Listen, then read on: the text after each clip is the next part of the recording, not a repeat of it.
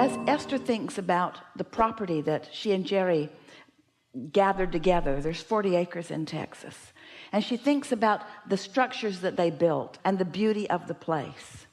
And then she bought another house in the city and sort of moved away from the property. And while it's where the Abraham Hicks Publications is, she doesn't spend a lot of time there.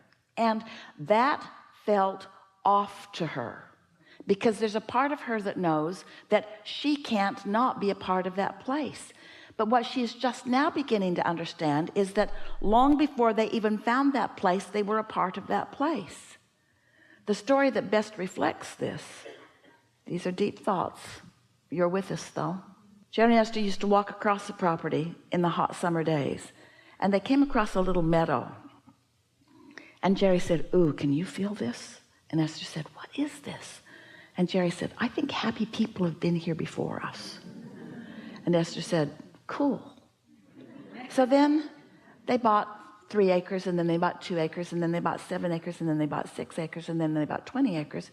And they cobbled together in what they thought was a sort of indeliberate gathering of property.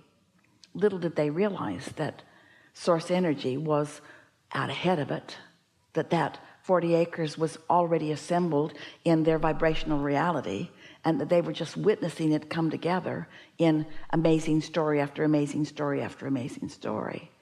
So now time passed. There's buildings all over the place, the treehouse being the first one. And now Jerry and Esther are sitting in their office, which is at this end of a very long building.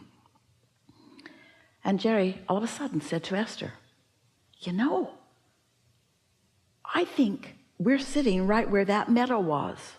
And so he actually went to the cabinet, got out the plans, looked to see what the plot of land was, and said, "Esther, this building is sitting right where it was, and this room we are sitting in, our office, is right in the middle of that meadow." And then he said, "Do you mind getting Abraham? I'd like to ask Abraham if that is what happened." And so Esther said, "All right, if you'd rather talk to them than me." No.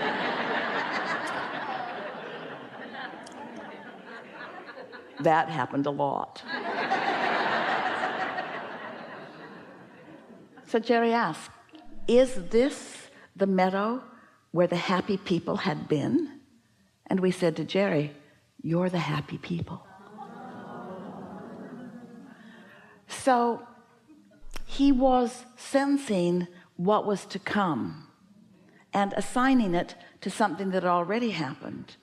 And now Esther is focused upon this property and can't separate herself, not just from Jerry, who was part of it, and Jerry, who is part of it, and Jerry, who's still thinking about it, but all who were thinking about it before. In other words, you can't separate yourself from the generations who came before you, or the generations who lived with you, or the dearly departed who have become non-physical, who are still focused with you. In other words, can you feel the bigness and the wholeness of what we are all together?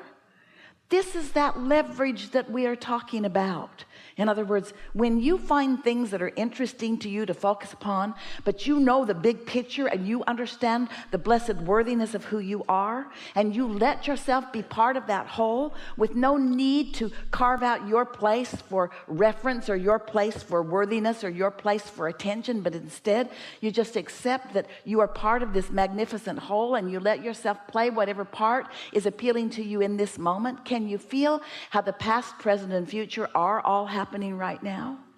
So when we ask of you to get out ahead of it, we're asking you to first of all know that this cycle always has and always will exist, and to accept that there is so much more out there that has already been worked over. The power is already in it. We're asking you to stop the struggle and stop the striving and stop the trying to prove your worthiness, and accept that you cannot get away from it. And in the moment that you accept that you are worthy, and then you take your exposure to life and you let the pieces that excited you be the things that you focus upon, so that the energy that creates world is flowing through you to the specifics of what you have carved out. Oh, that's when life starts feeling to you like you meant for it to feel, you see. And it doesn't matter whether you're focused upon washing your hands or whether you're focused upon building an empire. It just doesn't matter, because source energy is focused upon all of that.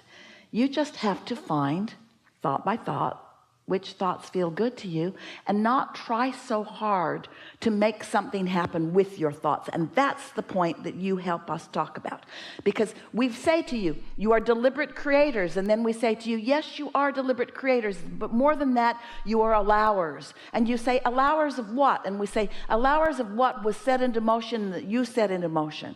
And you say, wait a minute, I thought you said I'm the creator of my own reality. And we say, we did say that you're the creator of your own reality, but that you've been creating it for a really long time, and you were creating it when things weren't going so well, and your vibrational reality or vortex has been amassing all the ingredients. And now what you are as a creator of your own reality is a willing participant in witnessing the coming together of a piece of something with a piece of something. We're not ever going to get it done. It's always going to be about what you're allowing to come about now.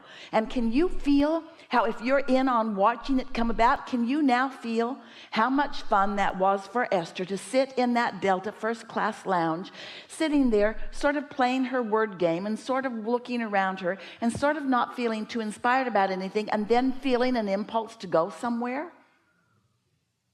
That's so cool. To want to go somewhere and not know why, but to know that you got to go because it feels so good, and going out that door feels better than sitting in this chair, so you're willing to go with no promise of what's there. We weren't dangling anything. We didn't dangle a carrot. Esther doesn't need any more carrots. She's willing to just follow the impulse, follow the impulse, follow the impulse. And that really is what this conversation has been leading to all day today, is that you're creating at many levels of your being, and life can be pleasurable for you no matter what level of consciousness that you're focused upon. But nothing is going to give you satisfaction, anything close to these understandings. Wanting to find the easiest way in. You know how when you prepay your parking, you're out ahead of it? You know how when you make a dinner reservation, you're out ahead of it? You know how when you reserve for a seat in a room like this, you're out ahead of it? So those are physical ways of getting out ahead of it. And you know from life experience that when you get out ahead of it in those ways, it's a more pleasurable experience, isn't it? Rather than trying to talk your way onto an airplane to which you don't have a ticket, or park in a parking place where there isn't a place for you, driving around the parking garage around and around and around and around, and there's no place for you. You've shown yourself that getting out ahead of it does bring some ease to your life experience, but you have not yet discovered the thrill and the power of getting out ahead of something energetically by dreaming it as specifically, and this is the answer to your question finally, by dreaming it as specifically as you can dream it, and still let it take your breath away. Because your tendency, dear hearts, is to make it specific, and then it starts to suck right away. Dreaming it doesn't feel practical enough. It doesn't feel meaty enough. It doesn't feel like it's got enough power in it. So you want to jump into action right now. Jerry, he had an expression, he used it a lot. It's like getting cooked in the squat.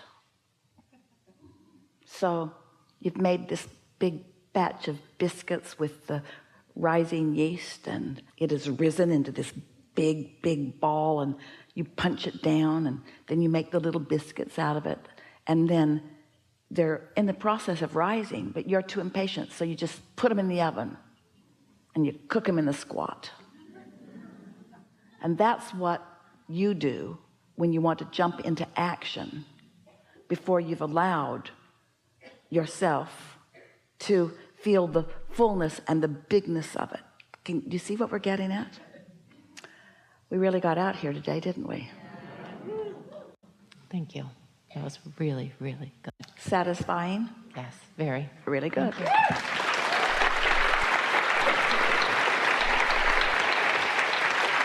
Do you think that we're trying to talk you out of wanting things or creating things or driving things or buying things?